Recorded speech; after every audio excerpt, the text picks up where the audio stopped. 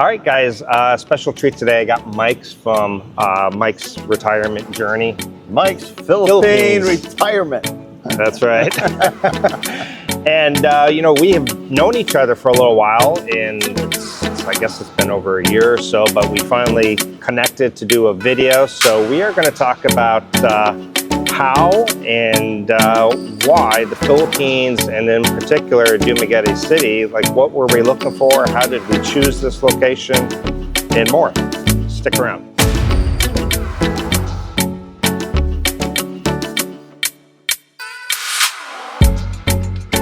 All right, thanks Mike for coming on, I appreciate it. Well, thanks for having me, finally.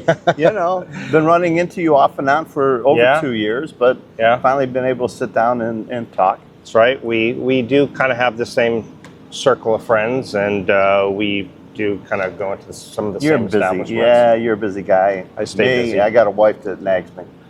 Yeah. Well, I have that sometimes too. So we won't jump into your entire story about how you decided on the Philippines, but what were some things that you were looking for when you decided, okay, the Philippines is where I want to go? Well, you have to go back to my last marriage. I was married to a Filipina in the U.S. She was a Filipino American, and we traveled a few times up in the Manila area. Okay. And I loved it coming here. Her family was so nice, protective, and it was just a joy to get out of Las Vegas and come here. But after we separated and divorced, which most Americans do nowadays. Yeah, seems like it. I decided the American way of life wasn't fitting me anymore. And it wasn't so much the politics and everything. My age, as I was getting older, I was becoming more useless to society, more of a burden. Did you feel invisible sometimes? A lot of people use that word. Most of the time. And the big example I'll give is I was crossing the street in Las Vegas one day. Okay. And the light changed. And I think I'm a healthy young guy going to get across the light. Lady rolls down her window. Old man, get out of the crosswalk. Oh. So that just, how rude, but I didn't think I was old at the time. You won't hear that here. Yeah, you won't hear that here. Yeah. So that was one of the many stepping stones, and also the cost of the living. To be really honest with you, it was so expensive in Las Vegas to live. And the cost of living here, I watched guys, net in a $200 a month house. You were in a 250 or 10,000 peso apartment. Yeah. And I'm going, my God, I spend that on electricity here in this apartment. And it's amazing. Yeah, it was big. So when you decide, okay, the Philippines, how did you narrow it down to the city, or did you just kind of hop around? Well, I met somebody online. Like most guys, you meet someone online, and she was from Bohol. She's from Bohol? Okay. So I started looking for places to rent in Panglao. Okay. And online, this was during Odetta, the typhoon hit. Yep. Nobody was coming here. It was still the pandemic. Yeah. And found a beautiful little apartment right on the ocean, right on the beach, and I wanted it. And I sent her down to look at it. Did it match the pictures, the old bait and switch? And it matched. Yeah. And I made a deal with the owner that once Philippines opened up, I would rent it. And that's how I chose Panglao area for my first. It was a girl. Yeah. It was a girl, basically. No, we were actually talking before the video that we both kind of agree on choose the location, then find the girl. Yes. Were you happy in Panglao, or was the girl didn't work out. Didn't work out. It didn't work out right away. Like a week, and boom, there I am alone. Right. But I did enjoy the place I chose to live and the walk on the beach. And I walked. I'm going to say 2.5 miles to get to a coffee shop. We were a little bit out of the main area. And but it was a beautiful walk along the beach. Yeah. And I would video that, and I would send it to my friends back in the U.S. And they'd go, "Mike, you're in paradise." Yeah. And I would say, "Yeah, I am." And I would enjoy this walk, go get my coffee, come back. But after 6 weeks of walking the same beach, every day, and not having a significant other, a girlfriend, any close friends, because it was new. The pandemic was over, and there weren't a lot of expats there. I decided I needed something a little bit more social. And so I remembered the videos I've seen of Dumaguete, and I knew it was only a 2-hour ferry ride from there to here. So I came and visited Dumaguete and stayed in an Airbnb for 10 days and loved it. Loved it. I loved Casablanca was my first meal. And, you know, compared to the food I was eating in Behold, a big difference. There's a lot of good restaurants. I guess people don't realize, but there really is a lot of good places to eat here. And a good price. I was getting double the portion size, triple the taste for half the money. Yeah. Here compared to a touristy area of, you know, Panglao or Lona Beach. Right.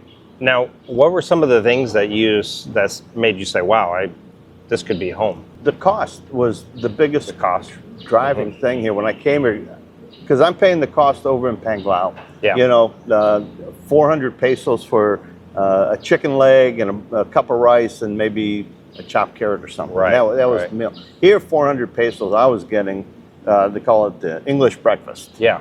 Right. And it's $3.80. It's even cheaper, you know, and it's more food than I could eat. And the people were friendlier. I would walk on the boulevard and everybody would smile at you. You'd say good morning. Where on the island of Behold, when I was walking the beach, you had to be a little bit careful because people were just coming out of the jungle or the, you know, in the areas that were not so touristy. Right. And coming up to you and nonstop. And asking for money. Asking for money, but you'd run into people drinking, sitting on the beach there drinking, and it was just uncomfortable after a while. And Dumaguete ended up very friendly place. Now, at some point, didn't you go to Cebu for a little while? Cebu, I tried Cebu with Janet after I got married. Okay. After I got married, I was thinking, Janet and I were thinking of moving to Cebu. So we rented a condo up there for 6 months, and we had the house here. And we were going back and forth. Okay. And Cebu is great as a destination. If I had to do it over again, I would have landed in Cebu and stayed there for the first couple months.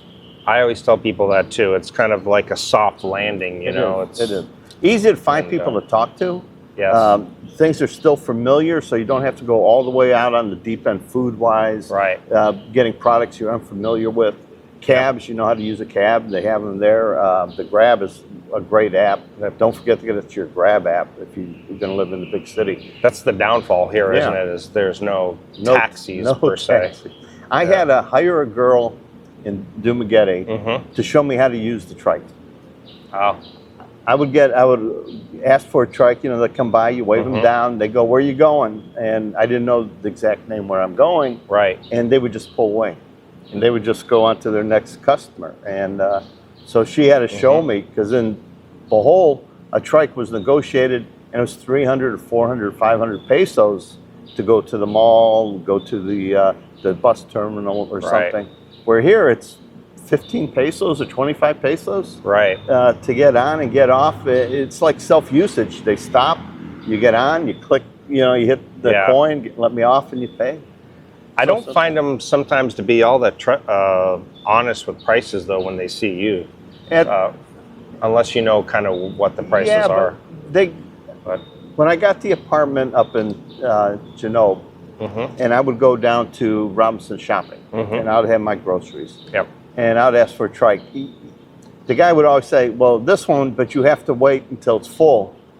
Or you go with this guy, take you right away. And you had to negotiate the price, 200 pesos or something.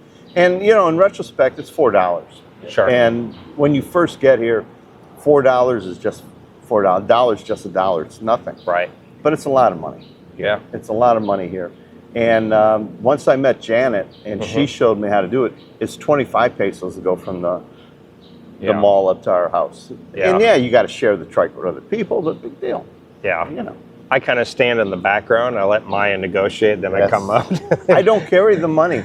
Janet has the money to pay for everything. And because you feel guilty, the tipping wise, you know, this ride, I thought it was a long ride. I want to give you 100 pesos. And Janet, she's mad.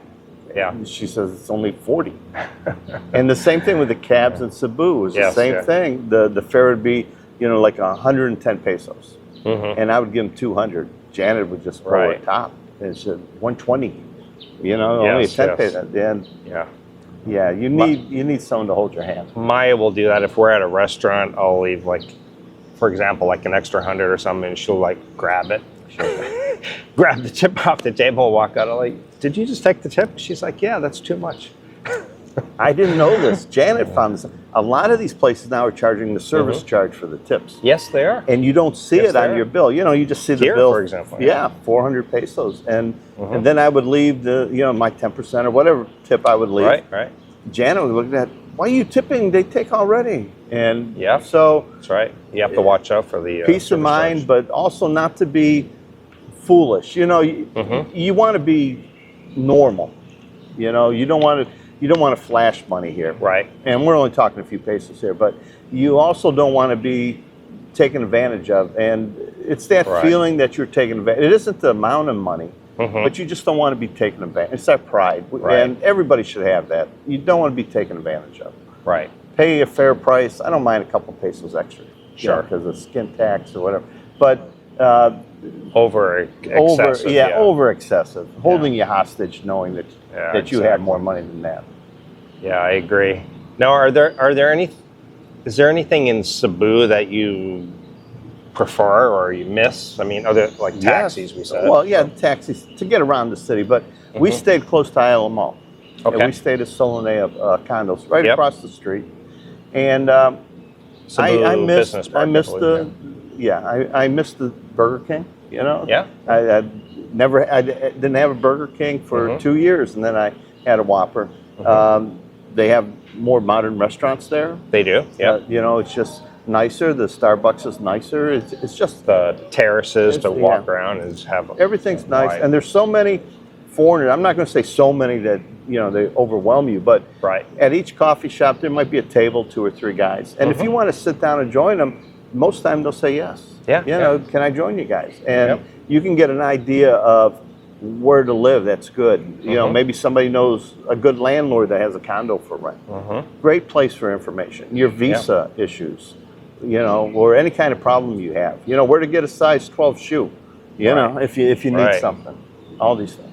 And what about Dumaguete? What do you prefer about Dumaguete over Cebu? Dumaguete is it's a retirement community to me. It reminds me of a college town back home.